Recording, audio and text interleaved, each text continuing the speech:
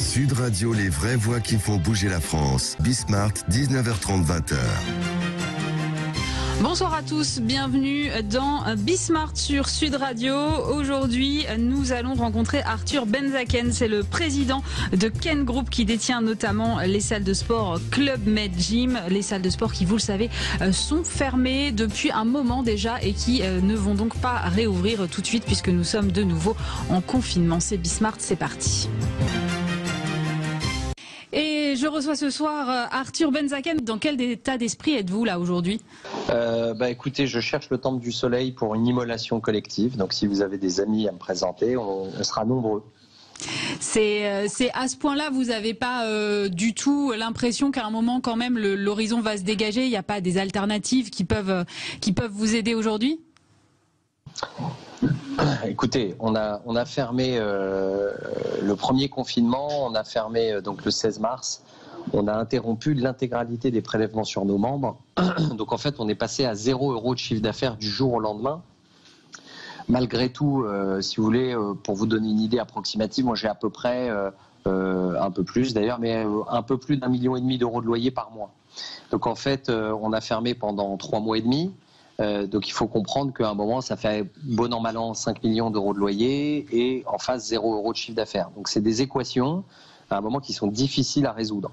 On a rouvert fin juin pour les clubs de sport, on a des saisonnalités.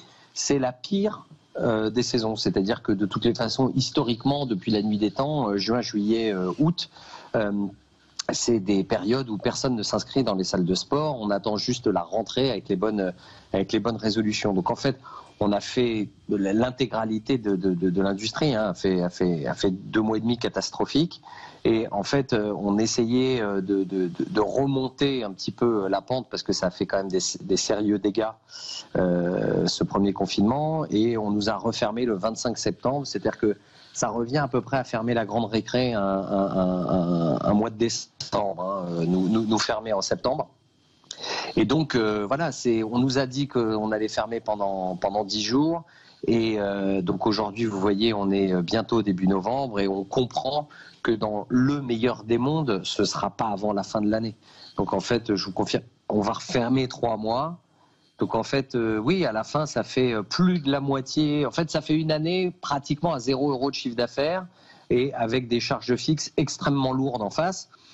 Donc même si on voit des horizons, oui, j'ai pas de doute sur le fait que le sport soit une valeur refuge, sur le fait que le jour où on aura un vaccin et que s'il n'y a pas trop de destruction sociale, qu'il y ait une reprise un jour dans le sport. Mais malheureusement, je pense que personne aujourd'hui n'est capable de prédire ça. Ça veut dire que là, vous n'avez pas réussi à négocier quoi que ce soit avec vos bailleurs, par exemple ? Écoutez, on a quelques bailleurs avec qui on a réussi à discuter, mais ça a été long, ça a été malheureusement un bras de fer.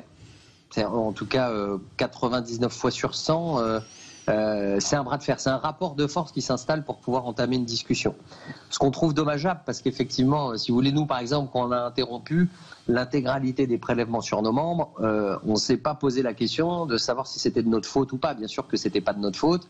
Bien sûr que les clients avaient signé un contrat d'abonnement avec 12 mois consécutifs, mais on ne peut pas faire porter la charge de la responsabilité à des membres alors qu'on ne leur délivre pas la prestation. On espérait avoir le même genre de relation avec nos bailleurs, c'est-à-dire qu'en fait, ils nous louent un bien avec une bonne délivrance et avec une jouissance paisible, et par essence, on ne pouvait pas jouir des biens qu'ils nous louaient, donc on espérait en fait qu'ils annulent unilatéralement leur loyer, mais effectivement ça n'a pas été le cas. Donc on a des rapports, on a réussi à dealer avec quelques bailleurs sur lesquels on a fait nous-mêmes des efforts, on a décidé de prendre effectivement une partie de ces loyers, et puis sinon avec beaucoup de bailleurs on est en contentieux. Justement, le gouvernement semble avoir compris, parce qu'ils ont incité, là, pas plus tard que jeudi soir, les bailleurs à réduire leur loyer en proposant que les propriétaires bénéficient de crédits d'impôt s'ils acceptaient, par exemple, de renoncer à un mois de loyer. C'est suffisant selon vous, ou est-ce qu'il faut aller plus loin ? Écoutez, alors ce qui est toujours difficile, si vous voulez, c'est que on a un gouvernement qui est au milieu d'une tempête et on peut certainement, enfin, ils doivent vivre une période. J'imagine que si c'est très difficile pour nous, chefs d'entreprise, j'imagine que pour eux, ça doit être multiplié par 1 million. Donc, je ne peux absolument pas jeter la pierre à qui que ce soit dans le gouvernement, et encore moins Bruno Le Maire et Alain Griset, qui mettent beaucoup de cœur en plus à l'ouvrage. Maintenant, malgré tout, je pense qu'il y a un vrai problème de paradigme. Dans le fond, c'est-à-dire que déjà on a relevé le problème des baux et des loyers pendant le premier confinement, et quand la grogne était un petit peu montée, Bercy a mis en place une médiation qui s'est révélée, mais pour le coup une farce, c'est-à-dire qu'en fait la médiatrice, grosso modo, travaillait pour les bailleurs, hein. Donc ça pouvait pas aboutir, et là, ce jour, effectivement, ils ont fait cette proposition de crédit d'impôt que je ne peux que saluer, parce que par essence, elle va dans un sens où en tout cas, elle va inciter les bailleurs à faire un geste. Mais j'ai un problème de paradigme de fond. Ce problème de paradigme de fond, c'est que j'ai la sensation, et pardon encore une fois sans jeter la pierre, mais j'ai l'impression qu'en fait le gouvernement a quand même fait le choix des rentiers contre le choix des travailleurs. Et ça me pose un problème, parce que si vous voulez, que ce soit les bailleurs ou les assurances, aujourd'hui c'est 10 000 emplois tout mouillés en France, et effectivement il est hors de question pour eux de toucher à ce jour à ces rentiers. Oui, quand je dis rentiers, malgré tout, pardon, hein, ils font un travail, ils fournissent un travail, ils créent de la richesse par ailleurs. Enfin non, ils assurent la richesse. Mais c'est très délicat, c'est-à-dire que dans un premier temps, le gouvernement n'a pas eu de problème à faire porter 100% de cette crise économique pour les établissements accueillant du public. Donc en fait, en nous fermant unilatéralement et en se disant on va vous faire un prêt garanti par l'État. Donc en fait, on s'est endetté sur pas mal d'années à hauteur de 25% de notre chiffre d'affaires quand on pouvait. Et puis là, on voit bien qu'on a déjà tué toutes ces réserves. Mais par ailleurs, effectivement, on n'a pas contraint les bailleurs. Et donc, en fait, les bailleurs, qu'est-ce qui s'est passé? Ils ont non seulement eu un prêt garanti par l'État, ils ont eu des banques qui ont accepté 100% de décaler les échéances bancaires. Et donc, en fait, à la fin, on se retrouve, si on leur paye des loyers, c'est même plus qu'ils vivent plus la crise, c'est que c'est un effet d'aubaine. Donc, je ne vois pas dans quel monde et pourquoi des bailleurs ou des assurances profiteraient de cette crise. Il n'y a pas de raison. Comme les assurances, effectivement, avec qui il faut vraiment batailler pour obtenir des remboursements de pertes d'exploitation, quand bien même elles seraient écrites noir sur blanc, il y a toujours une recherche d'une interprétation d'un autre article qui pourrait faire annuler le remboursement d'une autre. Et on commence à recevoir déjà des primes d'assurance pour les années prochaines qui sont en augmentation.